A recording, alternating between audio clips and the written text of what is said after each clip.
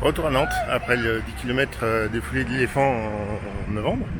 Je saute l'étape semi-marathon et je m'attaque direct au marathon. Ouais. Bon, du coup, si vous avez suivi un peu les vidéos, vous savez que je suis pas du tout préparé pour un marathon. Alors, qu'est-ce que je fais là? Et qu'est-ce qui m'a amené ici? On peut faire ça encore? Je peux revenir en arrière, vision introspective. Ça se fait encore ça, le youtubeur qui blablate pendant 7 minutes sur sa live avant de balancer l'info pour laquelle tout le monde a cliqué sur la vidéo en moins de 2 minutes.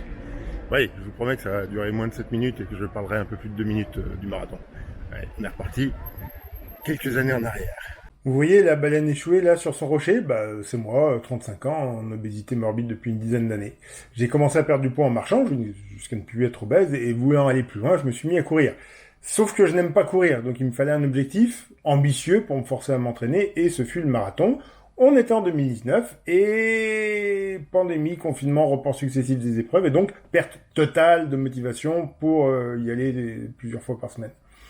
Alors oui, désormais tout semble rentrer dans l'ordre, mais je n'ai pas du tout réussi à retrouver la motivation et donc plus du tout à m'entraîner. Autant pour un semi, on peut se dire que ça va passer, autant pour un marathon complet, c'est quand même bien mal barré. Accessoirement, le marathon de Nantes, c'est pas facile en fait, ça grimpe. Alors c'est pas un trail urbain, mais tu vois, ils attendent pas le 38e kilomètre pour dire t'en as encore dans les jambes, on va voir ça, et puis ils te mettent une bonne grimpée. Non, au premier kilomètre, t'es déjà dans du dénivelé, pas beaucoup à la fois, mais forcément trop quand t'es pas entraîné. Donc je ne m'attends pas à aller au bout. Je pense que physiquement je suis capable d'aller au 42e kilomètre, et puis les 200 mètres qui restent, mais pas dans les temps impartis. Est-ce que si je finis en étant hors délai, j'ai quand même droit à ma médaille de finisher? On verra ça. Hein. Et surtout la grande question, c'est à quel moment est-ce que je risque d'être mis hors course. Donc je me dis, si clairement mon objectif c'est de faire une étape intermédiaire. Mon objectif, ça reste d'être marathonien en 2022. Je pense pas que ce soit cette fois. En tout cas, même si je termine, mais que je suis hors délai, ça vaudra pas vraiment la définition du marathonien. Donc, est-ce que si j'arrive jusqu'au 30e kilomètre, je pense que c'est honorable. Voilà. Et après, si j'abandonne parce que j'en peux plus ou si je suis mis hors course après le 30e kilomètre, je m'en serais bien sorti et ce sera une bonne étape avant de trouver un autre marathon pour me faire un peu plus la distance dans le temps imparti, parce que là j'y crois pas du tout. On va voir ça? Allez, départ de la course dans une petite heure. Non, je déconne, allez, on enchaîne.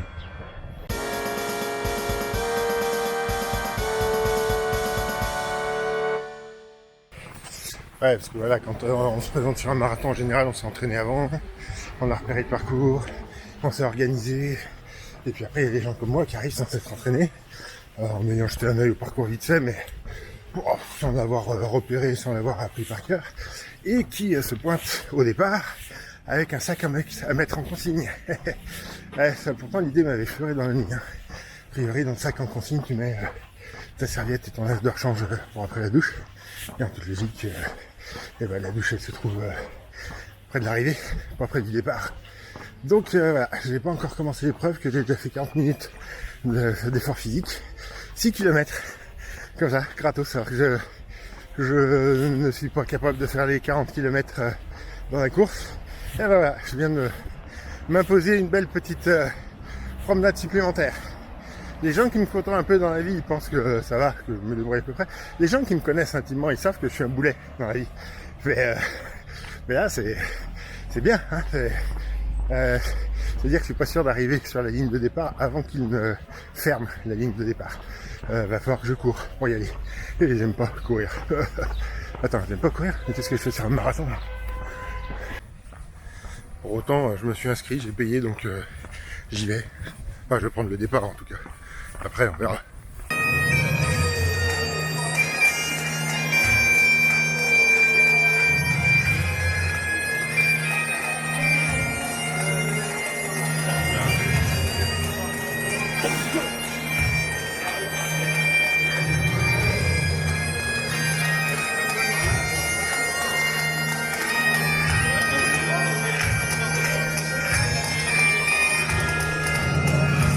Déjà fatigué.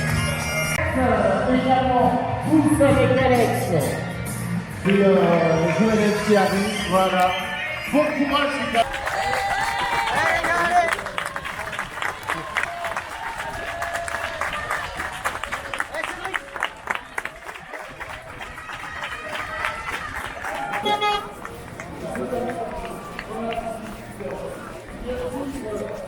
Bon, derrière ça bouchonne un peu au départ.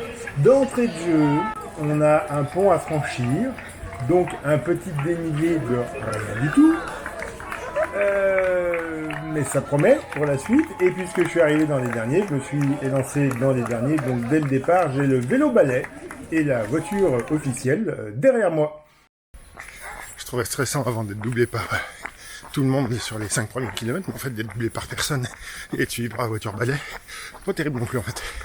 Entendre le bruit de la voiture en permanence derrière, c'est stressant aussi. Entre mon manque d'entraînement et mon manque de préparation, chaque kilomètre est une victoire. J'espère en voir le plus possible, mais je sais que ce sera difficile. D'autant que dès le départ, on se sent seul, au fond, complètement largué par toute la troupe, alors qu'on vient à peine de commencer. Heureusement, j'avais des suiveurs personnels, et le parcours permet assez bien de visiter la ville et une bonne partie de ces monuments, hein, même si on n'est pas là pour ça, ça reste sympa. D'autant que j'ai pas grand-chose d'autre à faire et qu'à la vitesse à laquelle j'évolue, j'ai le temps d'en profiter.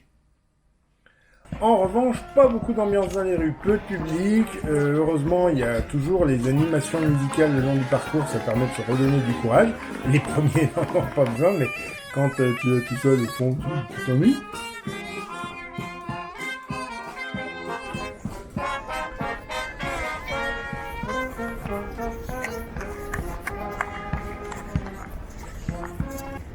On n'a pas ce décompte. C'est plus un marathon, c'est un marathon. Sauf que chaque fois, c'est plus grand. Et je ne croyais pas si bien dire. J'avais à peine fini cette phrase qu'une méchante crampe me prenait au mollet. Alors je l'ai pas filmé, parce que déjà tu pensais à autre chose à ce moment-là. Mais c'est impressionnant là, de voir le muscle rentrer complètement. Et surtout, ça fait mal. Et on est qu'au 10e kilomètre. Alors certes, j'ai vu des gens abandonner avant moi, blessures et crampes parce que trop chaud. J'ai entendu parler de 3600 sur la ligne de départ et 2900 à l'arrivée. Donc il y a eu de la casse. Mais je m'intéresse qu'à mon cas, et il est difficile. Sinon, je pourrais me comparer aussi aux tout premiers, qui m'ont dépassé juste après. Voilà. Et quelques premiers, la première femme aussi m'a doublé eux, ils sont dans leur deuxième boucle.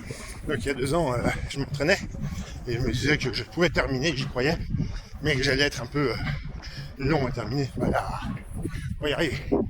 Alors qu'il y en a qui l'ont fait pieds nus, hein. Concrètement, j'espérais tenir 30 km, quitte à abandonner au-delà ou être mis hors course parce que trop lent. Sauf que mes crampes m'ont empêché de trottiner dans les moindres montées, y compris dans les faux plats. Et fichtre qu'il y en a des montées, donc j'ai été mis hors course à mi-parcours. Et tant mieux, parce que j'en bavais sévère depuis une poignée de kilomètres. Donc, mis hors course à mi-distance, l'équivalent d'un semi-marathon, mais que j'ai parcouru en plus de temps que le tout premier que j'avais terminé, déjà sans entraînement à l'époque. C'est frustrant. De toute façon, ça servait à rien de continuer. La caméra avait épuisé sa batterie, j'aurais rien pu filmer, ça valait pas la peine de terminer. Donc vous avez de la chance. Je vais vous épargner tout ça, je vais vous laisser profiter de ces quelques vues reposantes de la ville en attendant la conclusion.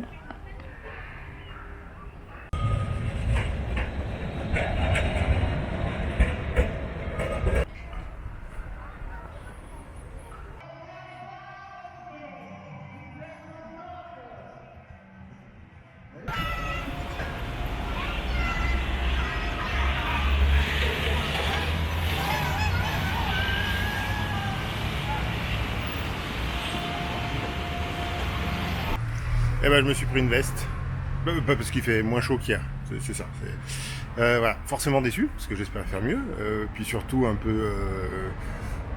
bon, c'est douloureux, mais physiquement, mais mentalement aussi, parce que les sensations étaient pas bonnes. Voilà, cela étant, j'avais revu ça comme étant une étape intermédiaire. Donc il me reste plus qu'à me trouver un autre marathon que je puisse finir d'ici la fin de l'année. Voilà, je vois vraiment pas après à l'automne où est-ce que je pourrais aller. Si vous avez une idée d'un marathon dans une ville pas trop loin, assez sympa, pas trop, un peu à plat quoi. Allez, on se reverra d'ici là parce qu'il va quand même falloir s'entraîner. Allez, on reprend l'entraînement pour de vrai cette fois. On se revoit dans un mois, allez. Rendez-vous est pris.